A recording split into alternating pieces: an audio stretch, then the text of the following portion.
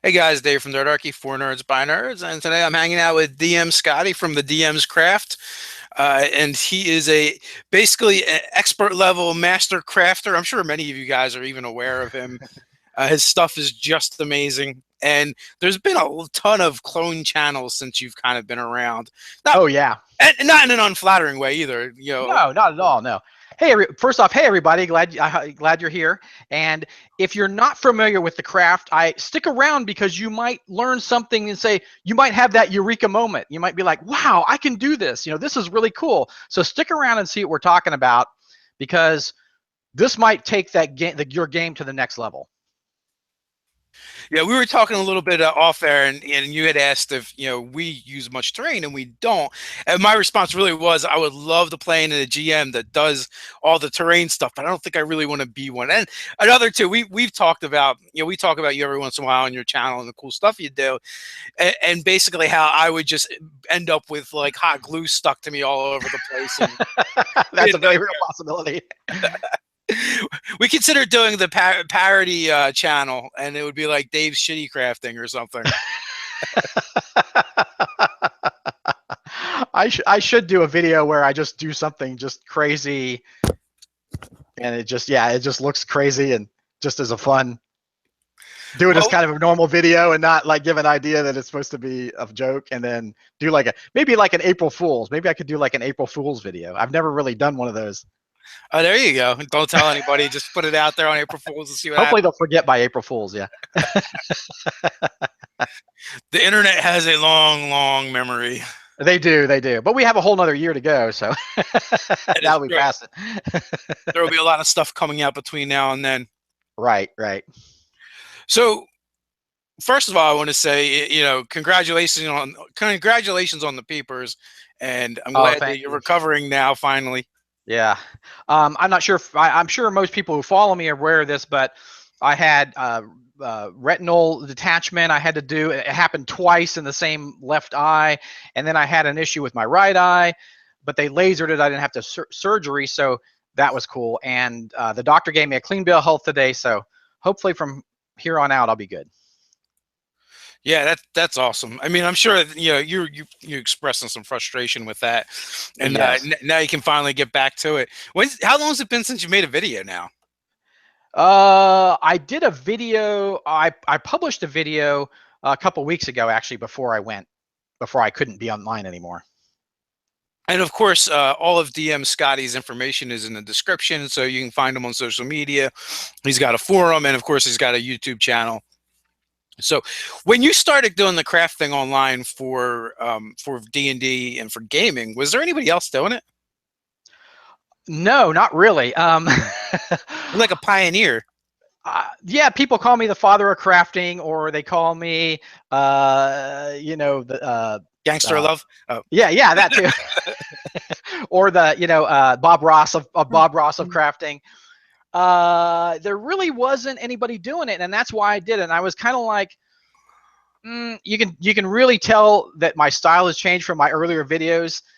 And I've thought about removing those early videos because I'm really embarrassed by them, but it's kind of like a history. It's my history of being online, and good or bad, I think I want to leave it. I think that I want to keep it because my presentation was not great. I didn't have a great presentation, and so I think my presentation has improved just 100%. But yeah, I was kind of the first person to do it, and what got me to do it was I started a game. Some friends at work were like, "Oh, we should play D&D. It's been so long since we played D&D, and oh, why don't you be the dungeon master because you remember the most about it?" And it had been years since I played, actually, and this was like 15 years ago or something. So I was like, okay. And so I started running games, and at first I was kind of using just paper maps and printing stuff out. And I'm like, well, I come from a wargaming background, and I love miniatures. I just love miniatures and terrain. And I'm like, well, how can I kind of bring that to the table? Well, my problem was this, and it continues to be this, that at wargaming, you don't sit down at the table like you do role-playing. At role-playing, you're sitting down at the table, enjoying hours and hours with your friends, eating snacks, and you want to sit there and be comfortable. Well, wargaming, you're standing up, you know, you're getting lines of sight and all these big, and I would make crazy terrain that's all over the place. You're getting lines of sight and that, and you know, you can't really sit down and look at the table. It's like, oh, I can't see that over there, you know. So we would basically stand the whole time we wargame. So I wanted to make it more user-friendly, essentially. And then I came up with the 2.5 idea, which the 2.5 idea was most terrain at that time had walls. And, you know, the narrower the corridor or the smaller the room, the less you can see into the terrain. You can't really see what you're doing, or you can't reach in. You have to stand up and this kind of thing to get line of sight, you know, physical line of sight. So I thought, well, how about I make tiles, terrain tiles, that have simulated walls. So they've got strips of cardboard on the edges that simulate walls, but are only just, you know, a half a centimeter tall. So everybody can see everything, but the walls are simulated. So that just worked out so great. Like people were loving it, because it's always nice to, in the game, to kind of see, you know, especially a combat oriented game, where your people are, you know, that kind of thing, and who's where and where the trap might be. And, you know, people get confused. I have a lot of visual players, and they really like the terrain. You know, they like the maps, they like the terrain. So that was kind of my way to help them, you know, understand. So I was like, this is a great idea. I've never seen anybody do this, so why not make a video? Sure. So I made a couple of videos, and then I made a few more videos, and, you know, a couple people were liking it, and then it was 100, then it was 200, then it was 1,000, then, you know, now it's 30,000. So, you know, and then more and more people kept liking it, and I'm like, well, there's really something here, you know. And people kept saying, oh, this is great. I never had access to terrain before, and now I can make it cheaply, and this and that. And so it's just gone on from there. And now we have our huge community on Facebook. We have other, like you say, other crafters who have their other channels, which is really cool.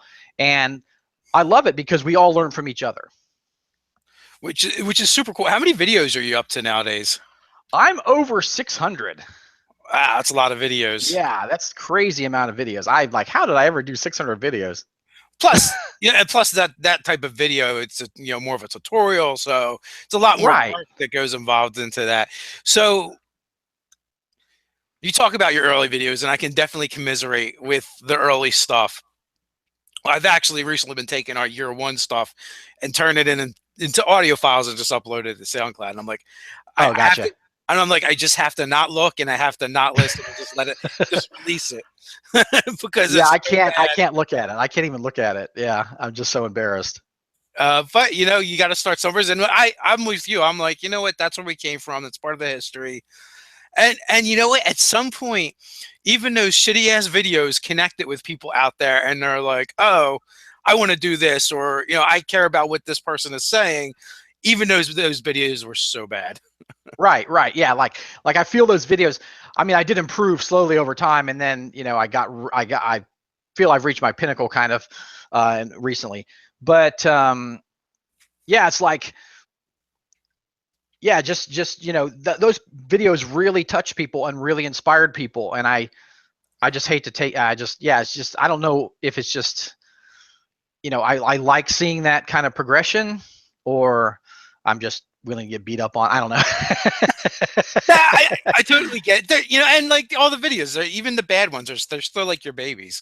Yeah, they are. And there's all good information in those videos. Even if my delivery's not the greatest, all of them have something you can take away from it.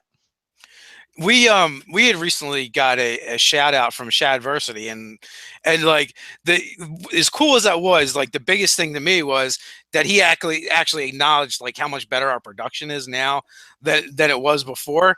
And like, sometimes you just wonder, like, you put all this extra work into making a video, and you're like, does it even matter?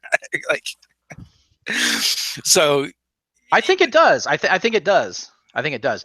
And, you know, the gamer community is getting slicker and slicker, you know, with their production values. They are. Curse you, Web DM. Yeah, they do some. And I really kind of like, I have kind of an 80s, 90s vibe to my videos, and I really like that. It's kind of like cheesy animations and just goofy, you know, and that's kind of where I come. I mean, that was those were my influences, and that's where I come from, and that's kind of where I keep it. And so I'm not like super modern, high tech, awesome, the most awesome intros and stuff. It's just like I just have fun with it. I just get goofy and have fun with it. So I guess I got a personal question. How long does it take you to make a video? Oh, that's a good question. I was talking to DMG about this. GMG's been on your guys' channel before. Yes, Gareth, awesome guy. Yeah, he is an awesome guy. And, he figures it takes about 10 hours, and I think that's about right to make a video. Because, we don't just plop down in front of a webcam or whatever, or a camera.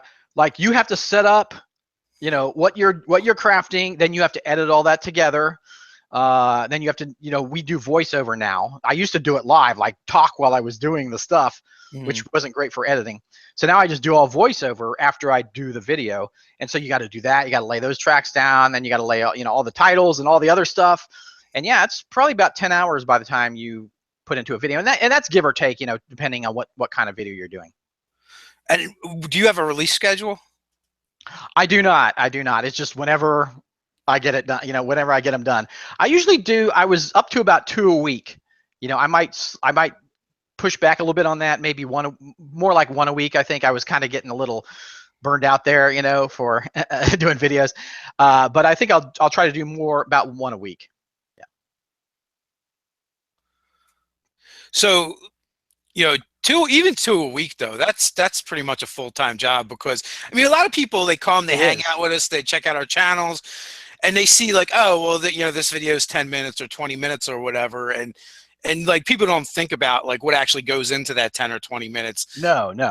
And, like you're saying, each video could be 10 hours. And then there's the other stuff that just goes into being a presence online that has nothing to do with your channel directly in your videos. But if you don't do this other stuff, you're not going to be able to build a community. You're not going to have people find you. Right. So, yeah, you doing 2 videos a week is definitely a full-time job plus. It is, yeah, and you're right. Like there's the the Facebook group and all that stuff, and so you got to keep on top of that. And I try to answer people and be active, and so that's all added in too. That's all added in. And people don't necessarily think about that. That we have lives too. It's outside of. Lately, I've been getting a little depressed by the comments, because I used to respond to every single comment. Yeah. And now I'll go in there and I'll just see so many, and I'm just like, I can't do it. There's so many comments. Oh, yeah. And you guys, geez, you guys probably have so many more than I have a lot, but you guys probably have so many more, because we're kind of a niche thing, and you guys are more, the generalist kind of thing. And so there's more people that come to you. And so, yeah, I'm sure I have crazy amounts of comments. Yeah, you get like even today I was dealing with we don't like how you do this type of video. It's scripted, and I'm like, well, can you just go watch one of the other 100 I'm going to put out this month? And right. That's one video, or a small group of the videos. It's like, yeah. And yeah, if you're online, you're not going to please everyone. I mean, that you learn that very quickly. I have haters. I have people that hate my guts.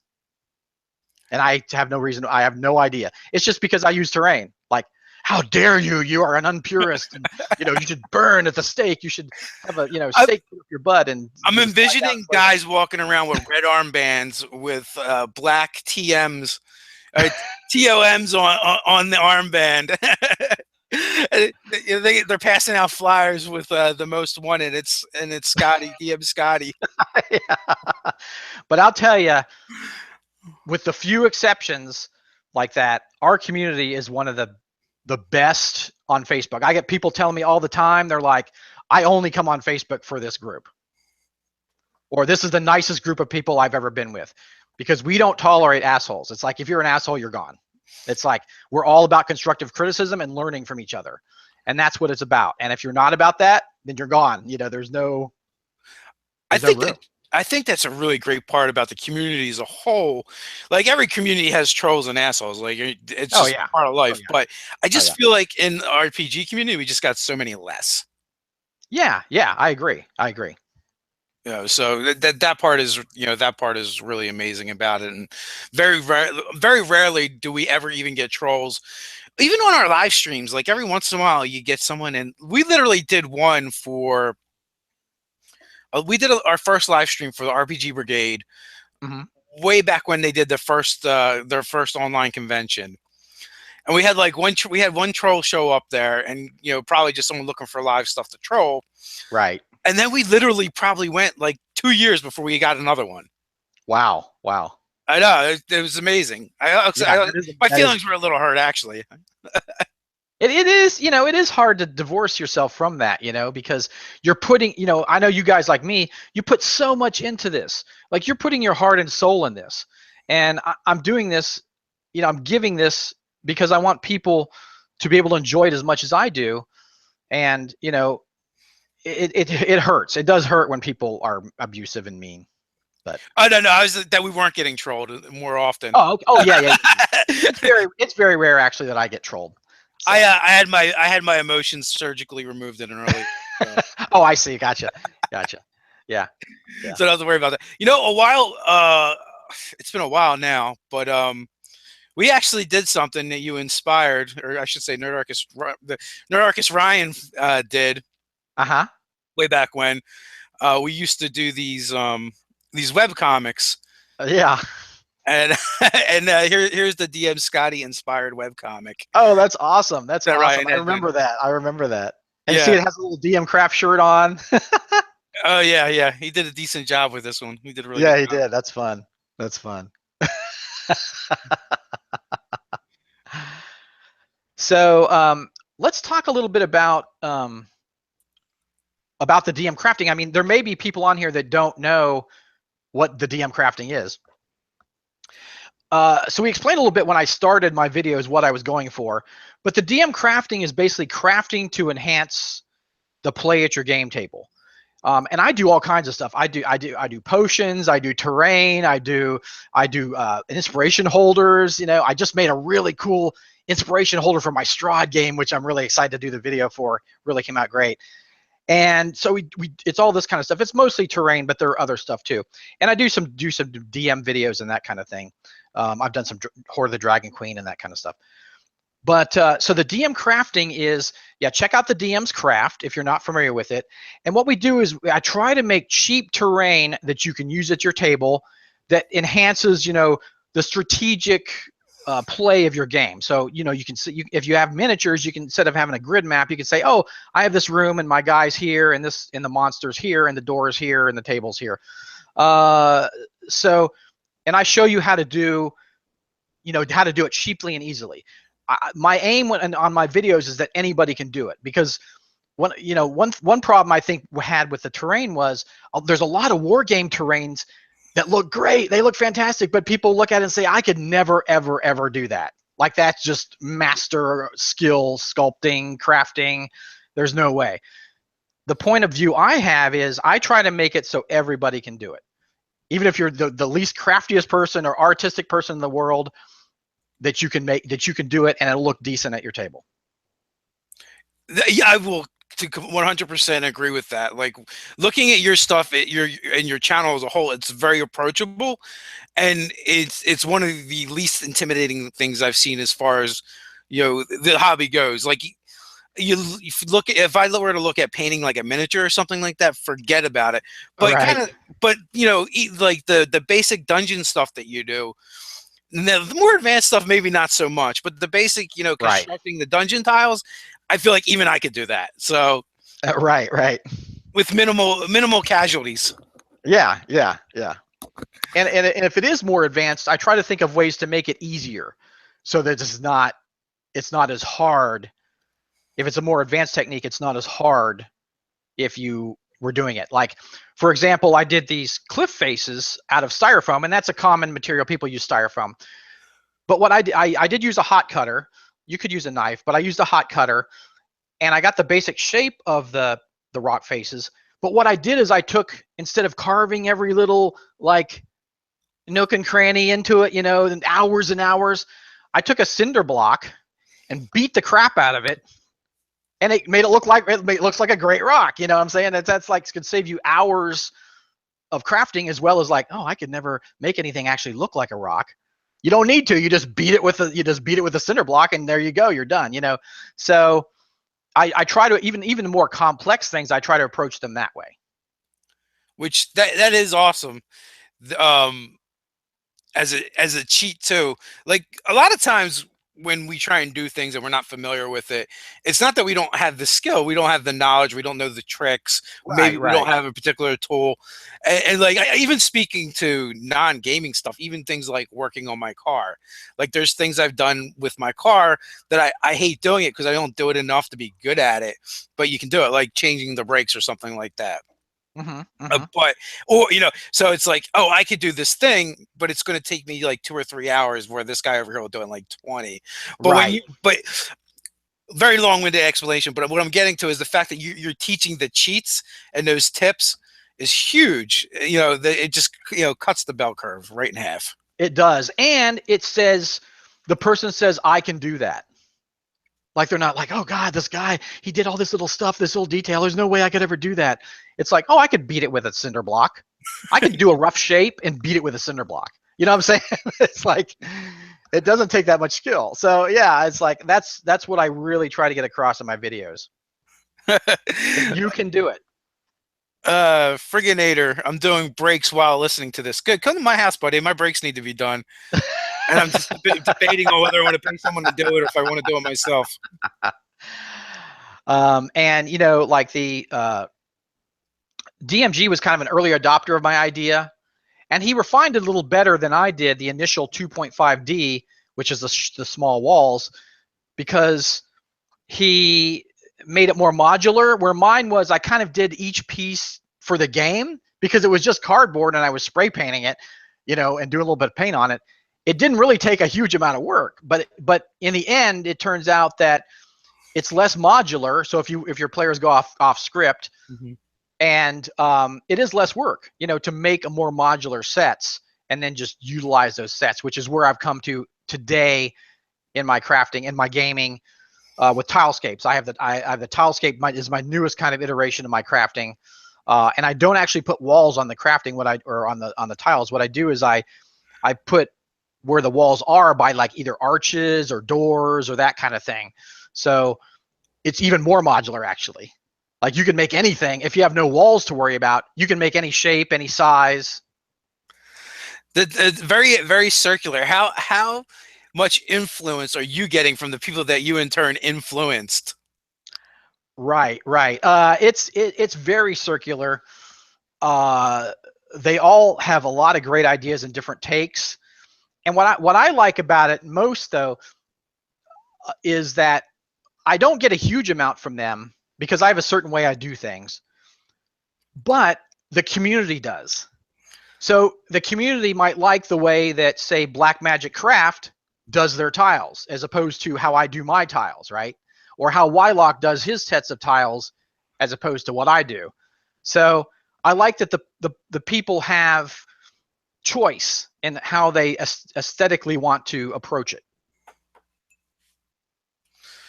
Oh, sorry. If I ever seem distracted, it's because I'm like surfing. Oh, looking at the chat. comments, yeah. Yeah, looking at the chat a little bit. But yeah, so and that is really a cool thing about So this. that's great about the community. Even with what we do, a lot of our views have changed just from coming online. Like I didn't even know this community really existed before we started doing it.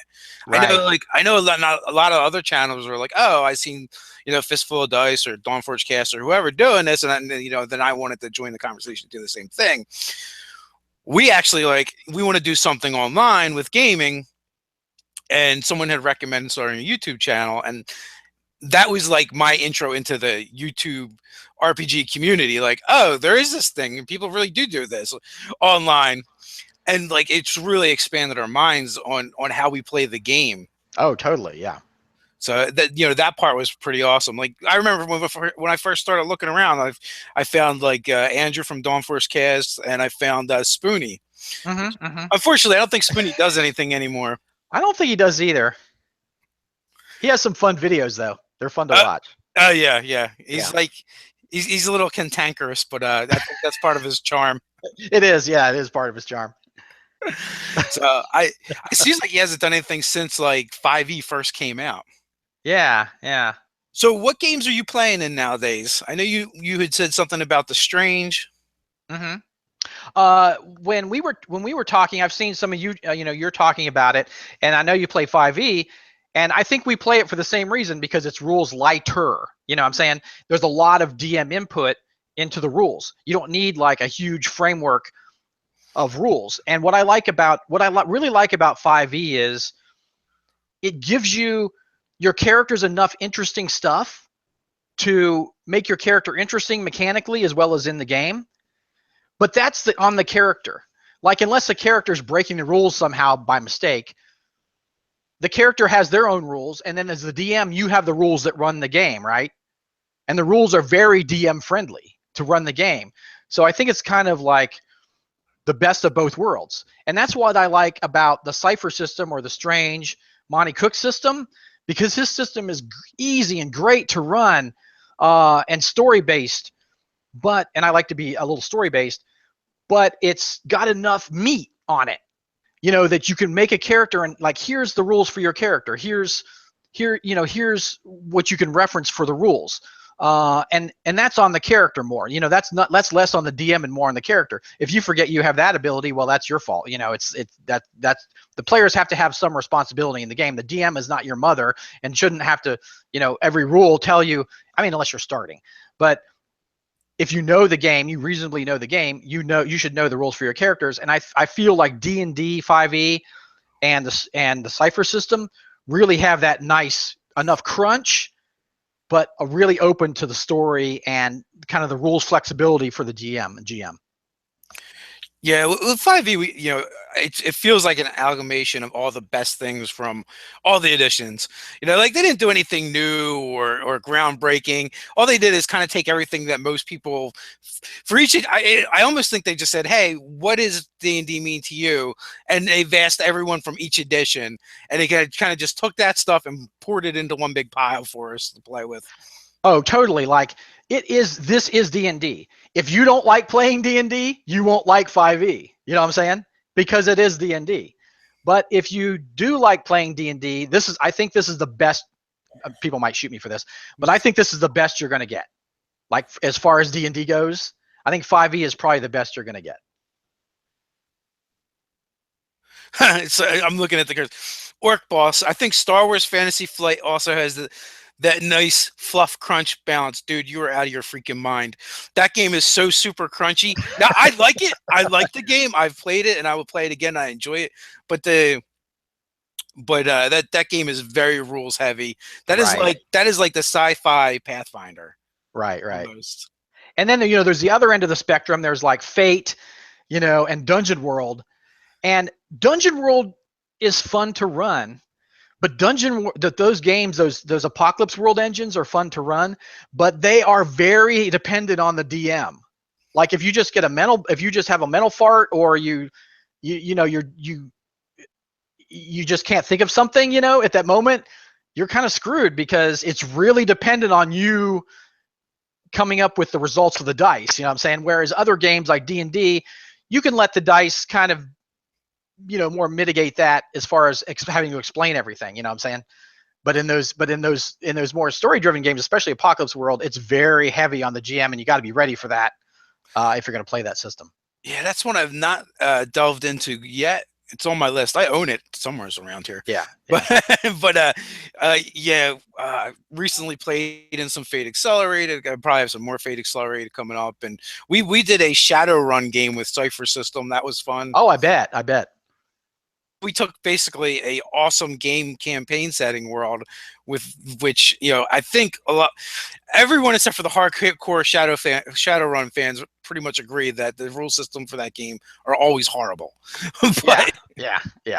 I think and my friend loves it. He loves Shadowrun. Hasn't played it for years. He has all the books, but he hasn't played it for years. Yeah. Well, there's definitely a bunch of those guys, and it's an awesome world. But oh yeah, it is. Yeah. But those books, I feel the same way about Palladium too. Although, right. They've got their hardcore fanboys too that want to crucify me. Oh yeah. I mean, yeah, it's just how much how you want to run it. The older I get, the more rules light I want.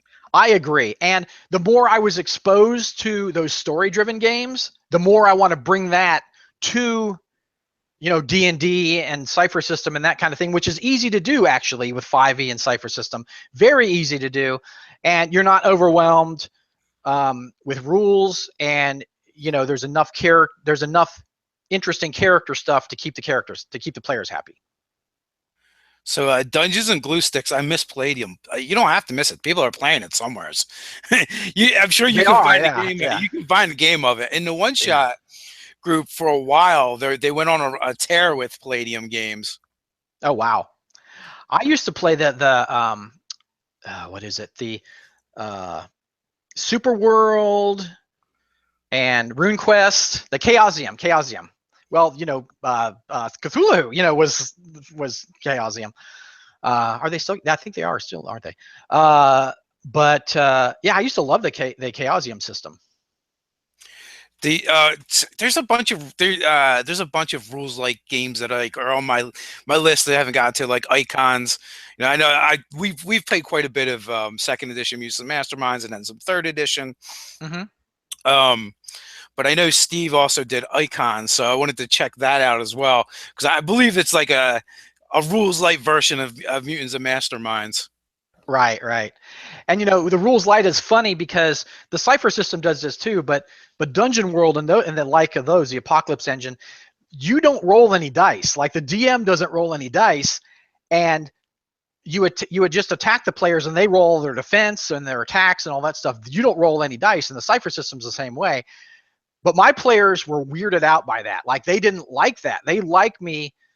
They love D&D, right? And that's I kind of went on some side quests, for different systems, and we came back to D&D because that's what they like. They like to roll. They like to have an armor class. They like me to roll. They like me to have to hit that armor class. You know what I'm saying? They like that conformity. They like that system. And where it's like, when I just story-based do stuff, like this happens to your character, like, what? How did you do that? You didn't even roll, or how would you decide that? You're trying to make the story interesting, right? But and some players have like, what? Yeah, I don't get it. My players it blew their mind. Like they could never wrap their head around why I would just do things for story driven, and why I never had to roll. You know what I'm saying? We had the same problem with some players going into Mutants and Masterminds where, like, because there's no hit points, you don't do hit point damage. It's basically it's like a resistance check against damage. Oh, right. But it kind of makes sense in a superheroes game because the things that are being done get to be so ridiculous. It does make a lot of sense, yeah. Also, like a terrain based game, or trying to do minis on a table, useless. Literally, like, you can make characters that can circle the globe in a round. Right. So where people are standing seems to mean a lot less at a certain point. Right. And it's like, yeah, that the terrain can really, people are like, oh, why don't you make other terrain? It's because I mostly make what I'm using in my games, and we play mostly fantasy games.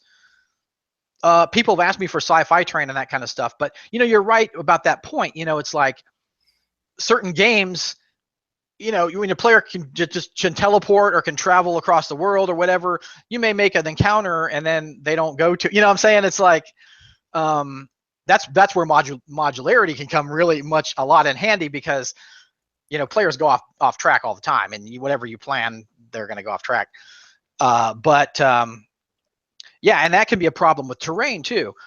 What I tend to do with, people ask a lot, well, how, I think people think all or nothing. You know what I'm saying? It's like, oh, you got to make the whole city, and you got to have the blacksmith, and you got to have the this and that.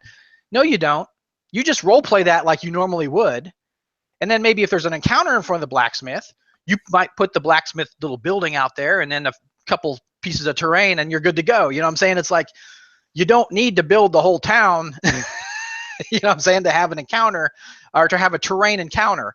And I ran a game recently where I was running in a haunted house, and the upper part of the house, I just role played. I didn't have any map, I didn't have any maps or anything. We just role played it.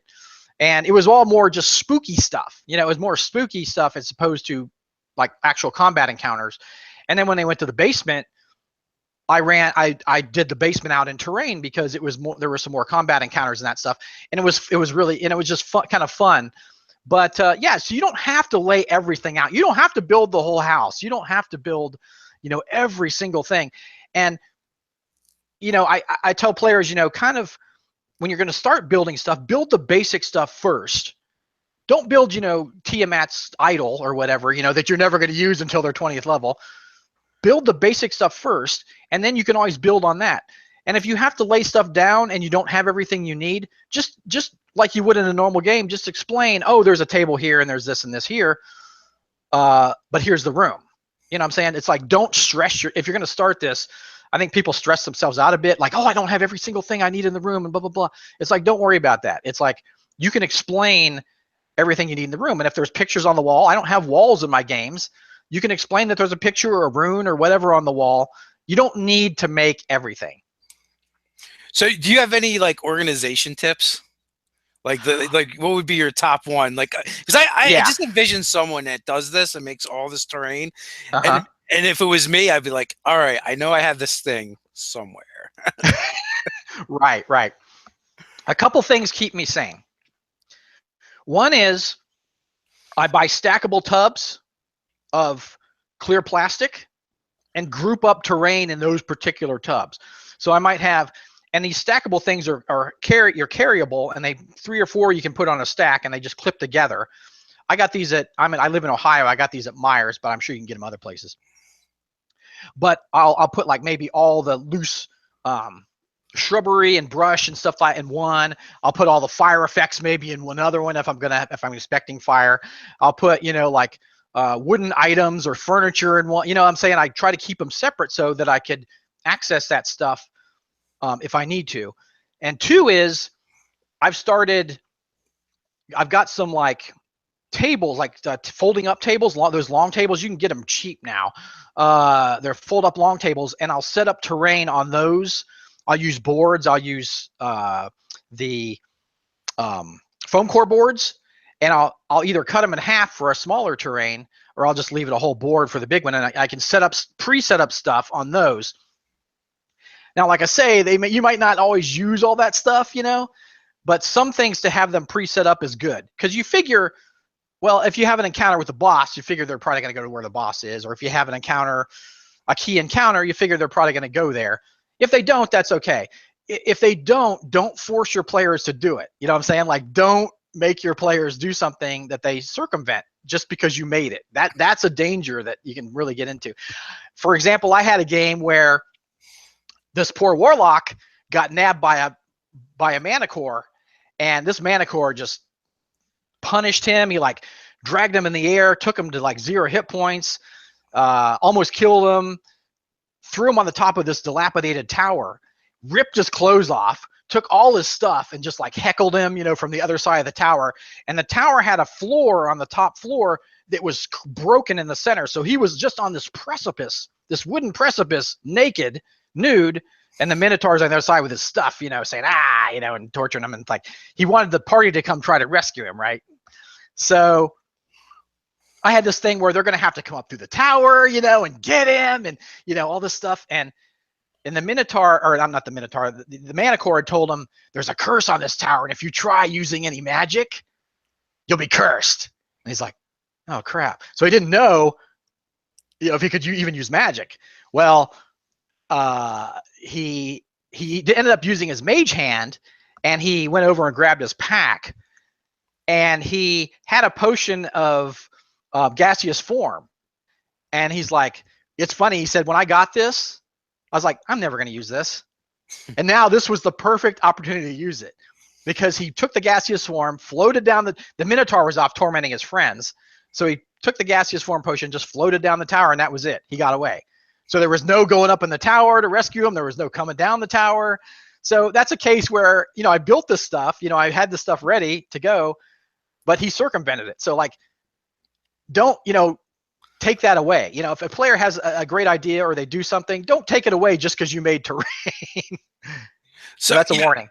we always talk about that with story and plots and things that the DM develops. And yeah, that was one of the things that did jump in my mind as well.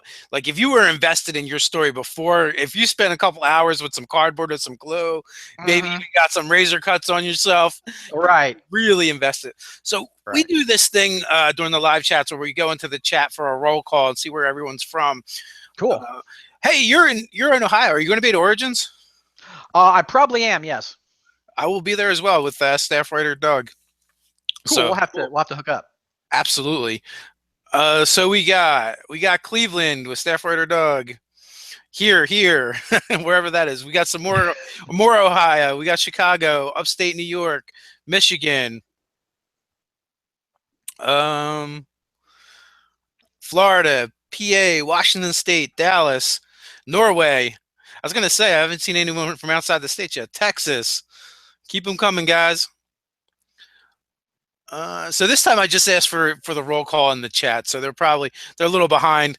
And San Antonio, Texas, Utah, Washington State, Clinton, Tennessee, Alberta, Edmonton, Alberta, Wow. Arizona, Canada, Chicago, New York, Seattle, Long Island, Florida, San Francisco Bay Area. So it's always cool. I always like to see where we're reaching into. Yeah, it's very interesting. It's amazing how many different people, different countries are represented in my craft group. There's just like everywhere in the world, just everywhere. Yes, absolutely. Buffalo, Yeah. Oregon, Sweden, Florida. I always skip you now, Comic Book University. It's always something weird having to do with a comic book fictional city universe. Argentina, Colorado. So Cool. thanks everyone who's been hanging out with us. Really appreciate it. Comic Book University, you wouldn't have skipped me if I said Sweden. Well, you're true. I was soft. Arkansas. Also, they like to put things that are tough for me to pronounce in there as well. Cincinnati. Oh, that's fun. And then they get mad when I skip it. They're like, "No, try and pronounce it."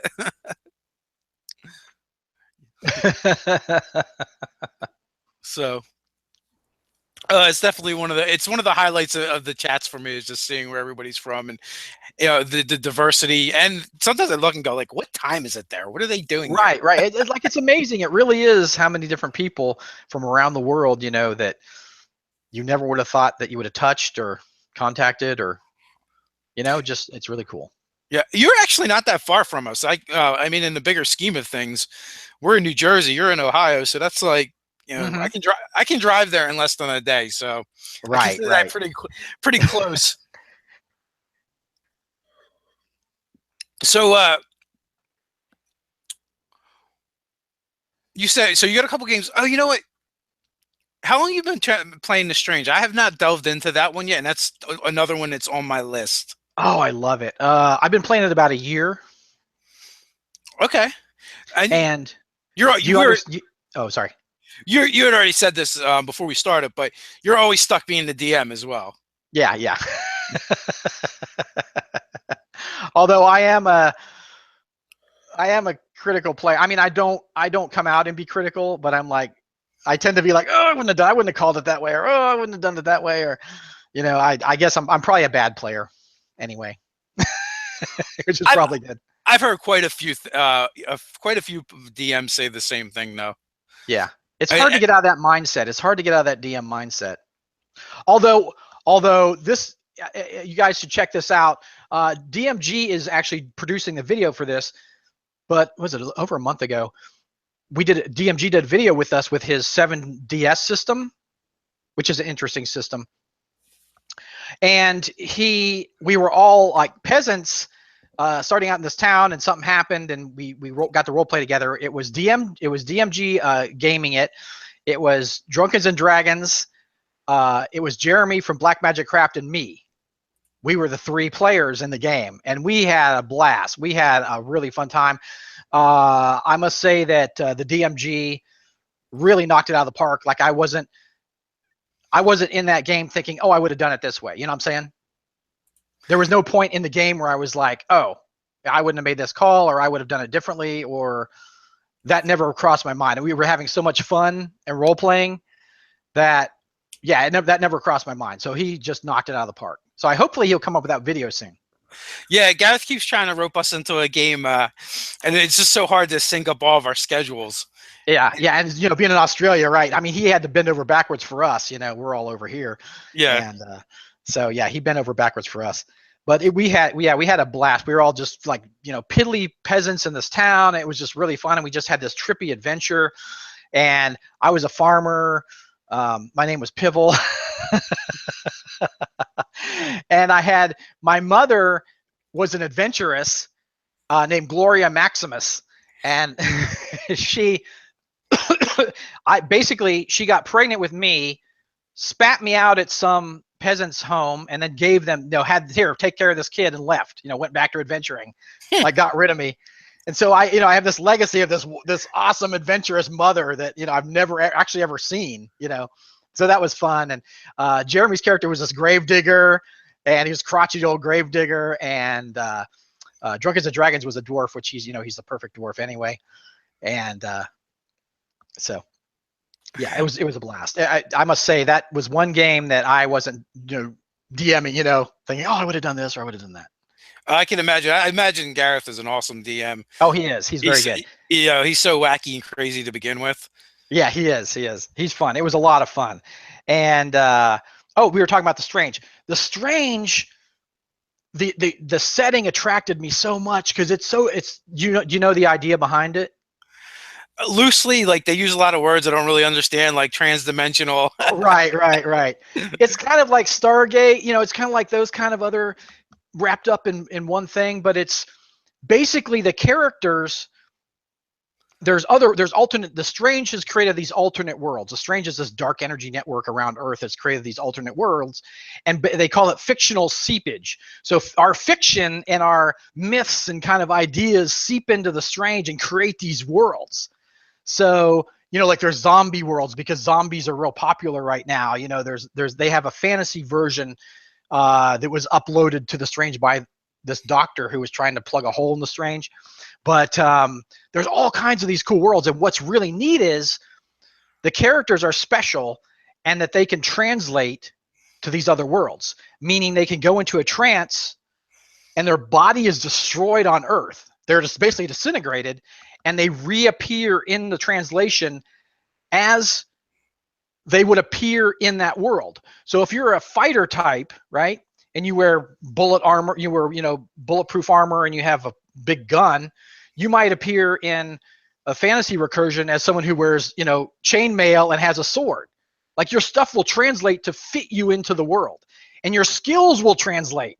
So your background of your character will change to fit the world. So you have a character sheet that kind of wraps around your other character sheet for that translation. So whenever you go to a new translation, you make essentially partly a new character. Oh, that sounds really interesting. It is just awesome. I love it. And the cipher system is amazing, and the cipher system is perfect for it because ciphers are a really cool idea. Ciphers give you one-off, really awesome powers that you can only use. Well, I just said one-off, I guess. That you can only use once, and once you use it, it's gone. So it doesn't break the game. You know what I'm saying? Like if you give somebody teleportation, that's going to do a certain thing to the game. That's a long-term thing to the game. But if you can do it once, if you can do teleportation once, are you going to wait for that perfect moment to do it, or are you going to wait for the most opportune, or just something that comes up? Because you can only have a certain amount of ciphers. So once you reach that limit, you can't have any more. The cipher system doesn't really. You can game that. I mean, it's an unrealistic mechanic, but it's a needed mechanic because you need how I described it in the game is, well, the ciphers in the Strange come from the Strange, or some weird artifacts from the Strange, and if you have too many, basically they dissolve back into the Strange. Like if you try to carry too many at once, that's kind of the explanation, that they just dissolve, and so you don't want to carry too many. Yeah, I guess so I have the cipher system, and I just got Expanded Worlds, which we did a flip through a little while ago. Mm-hmm. Which it's a great system. I struggle. Oh, it is. My greatest struggle is too many games, not enough time. Yeah. We've got we've got 2 ongoing D&D campaigns that have been going for like 2 years now. Oh wow. Longer. Well, we play like each game once a month, so it makes it easier. So we end up playing like once a week. That's about how I do. Yeah, that's about how I do it. And then we're lucky we have one of our staff writers and our friend Scott Garibay. Like he does these short campaign arcs, so it's either going to be 3, 5, or 7 sessions. Right. Granted, at once a month, that's still like 3 to 6 months commitment. Right. But we use his game to swap out what we're playing. Ah, cool. So he's run Star Wars for us. He's run D&D for us. Right now, we're doing 4th edition D&D Gamma World.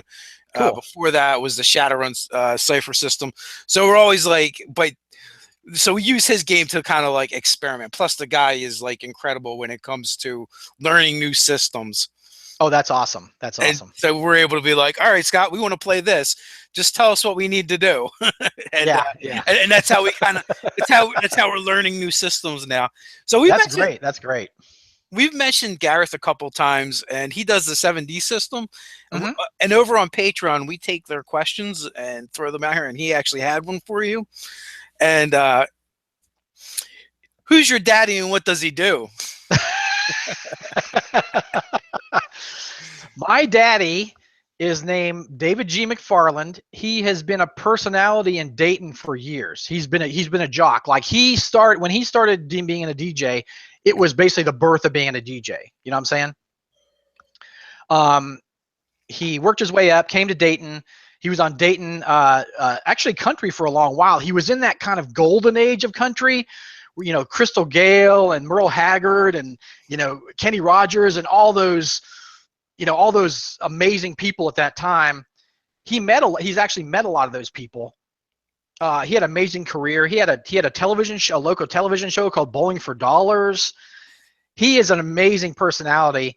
And I have utilized him for some of my. He has an incredible voice. Unfortunately, I got the screen on the voice.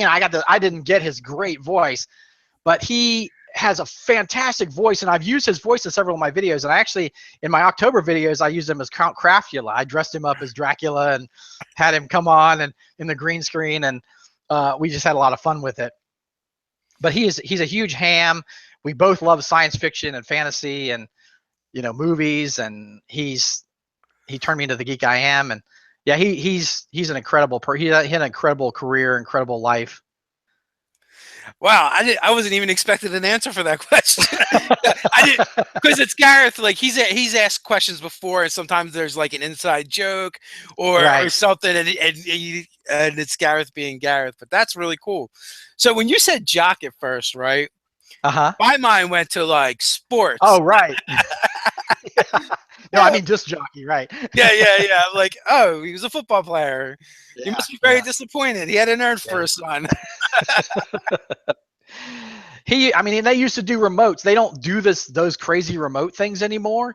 But he spent like a week on top of a burger joint, that kind of thing. It's like broadcasting from the top of a burger joint and demolition derby, which they would never ever do today. Put a jock in a demolition derby car. And he's ridden elephants, and he's just done all kinds of crazy stuff.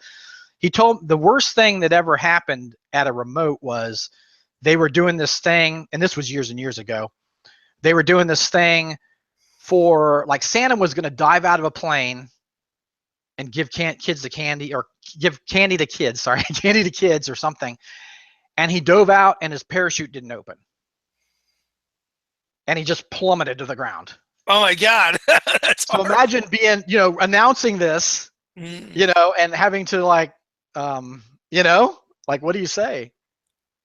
Well, there's no Santa. Christmas You just saw your kids. You just saw Santa die. Oh my God! Yeah, that took a really dark turn. It did, didn't it? So yeah, it's just amazing stuff. Wow, that's really cool. Someone had said, like, when we were doing the cruise contest and like some of the stuff we had thrown out there, that it was kind of compared to like radio stunts, like, because we only got a couple like good entries like that. Like Comic Book University, Professor Bill did the best one, and he did, and he wasn't even like he wasn't even trying to win the contest. He's like, I can't go, I'm stuck in Canada or whatever. Yeah. But he did Deadpool kills the Nerdarchy universe, and it was a hilarious video. That's awesome. Yeah, because we were hoping for some outrageous stuff, but that was pretty good. That is pretty good. And but like one of our things was like, we don't actually know what this means, but we'll know it when we see it. Right. So, but definitely cool. Yeah, yeah. Of Comic Book University, I saw that happen at a Blue Angels event at McGuire Air Force Base. Oh, geez. Yeah, we have in Dayton here, we have, we're the home of aviation. South Carolina tries to take that away from us, but we're the home of the Wright brothers. There's the Wright brothers house here and all that stuff. So, yeah, we have the air show at our Wright-Patterson Air Force Base. So we do that too. Are you going to be doing any other conventions this year? I was thinking about actually running games at Gen Con, but I think I'm too late now. This whole thing happened and messed things up. Yeah, I can imagine. Mess my schedule up. There have been people that have talked about having me come to conventions, but nothing's totally solid yet. Yeah, I'm planning on going to Origins, and then I'm planning on I am going to Origins. Yeah, I am going to go to Origins. Now, Gen Con, hey guys, if you're going to Gen Con, you want a Nerdarchy to sleep on your floor, you could have me. I heard you guys say that. Yeah, staff writer Doug come sleep on your floor, complete with con smells. But yeah, we haven't worked out the details yet, and we had been kicking it back and forth about Gen Con, and I think we had finally come to a conclusion at probably about 30 days too late. But yeah. I don't know. They gave me a press pass, so we're going to make it happen. Oh, wow. I love Gen Con, but it's so crazy. Like, it's exciting and cool, but it's so like nuts, like there's so many people. I don't know. It's almost just too much, it's just, the crowds are just crazy. And my brother is talking about pickled elves in the chat for some reason. I've never been to Gen Con. I've never. Oh, really, you haven't? Oh, you should. Yeah, you definitely should go then. Yeah, experience it. Well, that's what I figured as well. So if you go figure it out, and then Origins, I'm supposed to hang out with Rudy and Satine, so that's going to be really cool. Oh, cool. I know a bunch of people going to Gen Con, so. I know Brian Feaster's going to be there from Open Legend.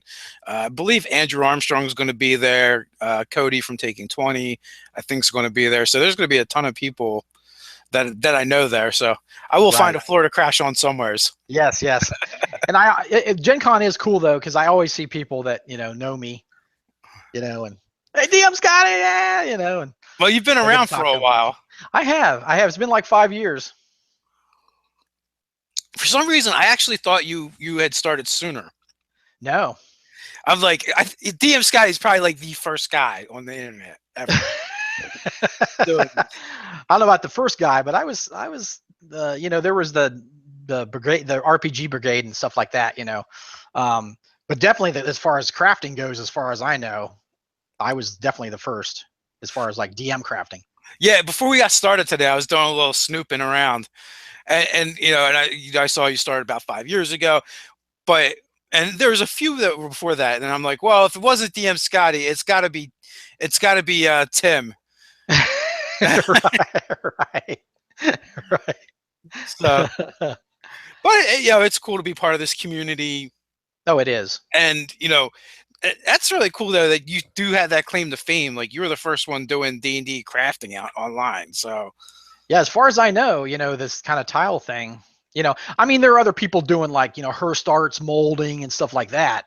But as far as like these really super cheap cardboard and, foam tiles and stuff, yeah, I was the first.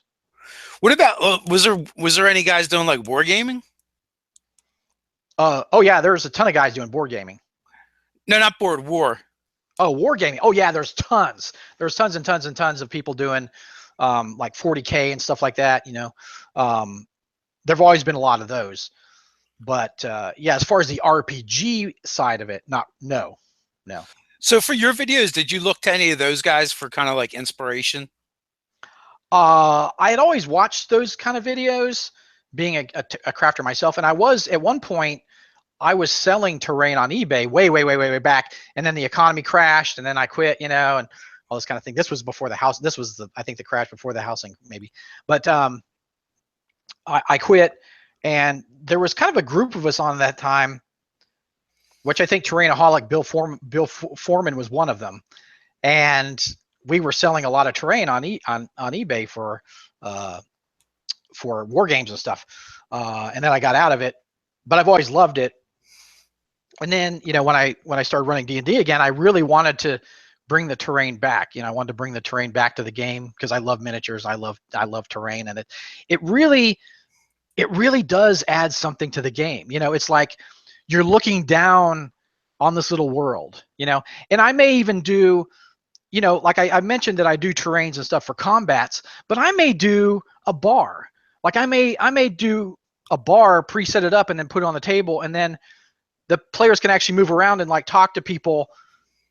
And even though there's no combat going on, it's fun to do that. It can be fun because the attention's so drawn to the world in front of you, and it's easy to get immersed in that, because it's tactile. You're seeing it, you can touch it. Absolutely. So Morton Sanday, anyone doing GM Scotty cosplay? Have you encountered that yet? I would love to see it. I've had people do like send me little figures of myself, which are fun, and that kind of thing. I just had someone send me a Lego figure, which I actually used in a video, paint the little DMsCraft on the chest, and that kind of thing. I've had people do miniatures of me and send me stuff like that. I've never seen cosplay. Now my purple worm video, right? That's probably my most famous video. Do you know that one? I am not. It's very early. It's very early back. Okay. Well, I wanted to make a purple worm, and it's like these little peeny. They have these little miniatures, these little teeny purple. They're doing better now, but they have these little teeny purple worms. It's like, that ain't a purple worm. I want a purple worm. I want a giant. So here is the purple worm that I made. And this is probably my most. I've had more people make this than I think anything else I've made. I've seen a ton of those, but I think they're people that made them after you made them. Oh yeah. There's a ton of them on now, but this was the one I made, and it's just toilet paper rolls, glue. The carapace is just hot glue and cardboard, just toothpicks and skewers for the mouth, but look at this thing. And here's a little miniature. So here's Roderick, my little guy that I have in my videos. He's Roderick the Ranger. He's a fun character I show in my videos. So here's a scale to this thing. So, I mean, this could literally swallow you. You know what I'm saying? Like, it's so huge. It could definitely swallow you. So this was one of my most popular videos. And yeah, here it is. Here is the purple worm. So if you want to make it, go just look at my video. Yeah.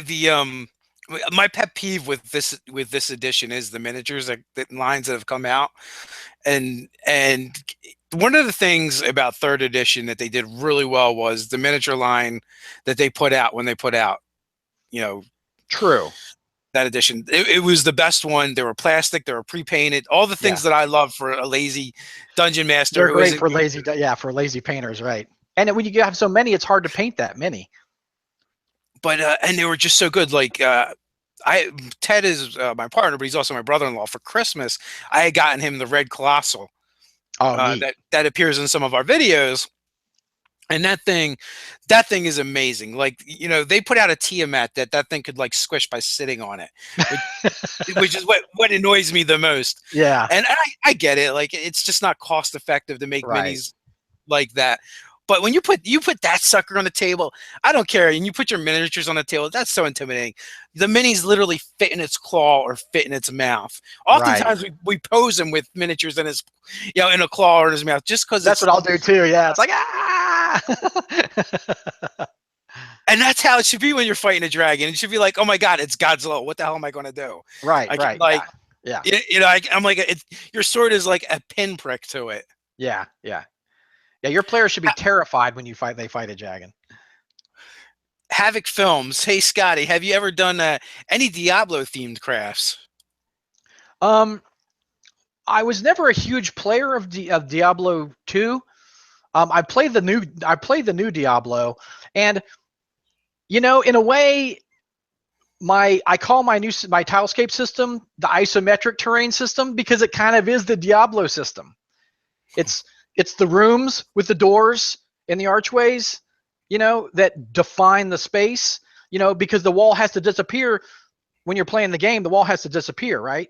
And only certain key elements remain. That's exactly what I do. It's basically Diablo on the table. So, Convict University wants you to do a Dune scene. Oh, I love Dune. But yeah. I have done a sand pit, or the Sarlacc. I have done a Sarlacc.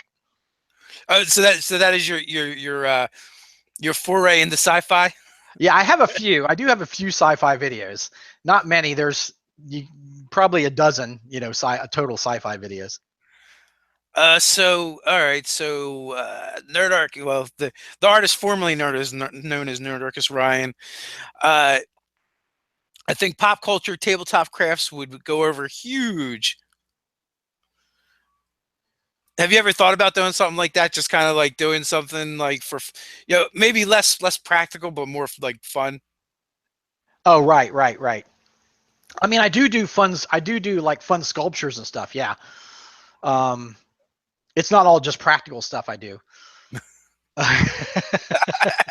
How dare you accuse me of that? But I mean, I do fun sculptures and stuff. But yeah. And, the crafting. Oh, I want to talk a little bit about the crafting thing as far as like kind of, it's also another great hobby you can do. Like gaming is great. It's fantastic. We all love it. And crafting is great in its own right. Like, when you're sitting there crafting, you're having fun doing this craft. You're not thinking about, oh, this bill's due, or I got to do this, or the world out there. People have told me that they got through chronic pain because of my videos. Like by doing the crafting that I'm showing, like they've been able to work through chronic pain. And that like just touches me. You know what I'm saying? I'm just like, wow, how do you respond to that? That just touches my heart, and then, people, oh, I had all these traumas. I've had people say, I've had all these traumas in my life, and I want to forget this. I don't want to think about it every minute. And your crafts have helped me to like focus on other things, positive things, and not negative things. And, that's, in some teeny way, I feel that's giving back to humanity. Basically, we're all here. We're all humans. We're all on this planet. We're all here together.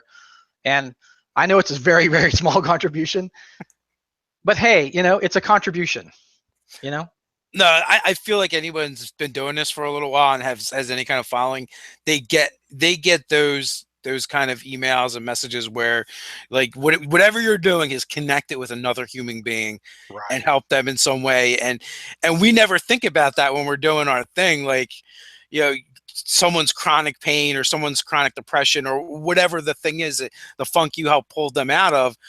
And it's kind of a game changer when you start getting those and you're like, oh my God, like this meaningless thing that we do can actually matter to some people. And it really like lends a sense of gravity to what we do. But I was thinking along the lines of the chronic pain thing. I'm like, yeah, if I was doing crafting, all the like cutting and burning, all the cuts and burns I would get would probably distract me from the chronic pain. Exactly. And I have burned myself on the hot glue gun. Yes, there's no getting around it. Yeah, I imagine those are war wounds. Yeah, they are. They're war wounds. I'm very careful with sharp objects. I'm very paranoid of sharp objects, so I'm very careful. And I always try to stress to people, these are dangerous tools. Be careful with, anytime you use tools, be careful. So, do you have the DM Scotty safety tip video? Or maybe that should be your spoof video. that would be a good video. Yeah, I don't really. Yeah, I don't really have. I talk about it in videos, but I don't really have a specific video that's like safety tips. That would be pretty fun though. I could imagine. Don't do this, or the yes and the no, Yeah. the yes crafter and the no crafter. Oh my God. Or the mad crafters crafts. All Yeah. mad scientists. Like, I feel like there's a lot of room. There's a lot of room for that. Nerdarchy might start doing those spoofs. Oh yeah, there is a lot of room for it. Um, uh, it's funny.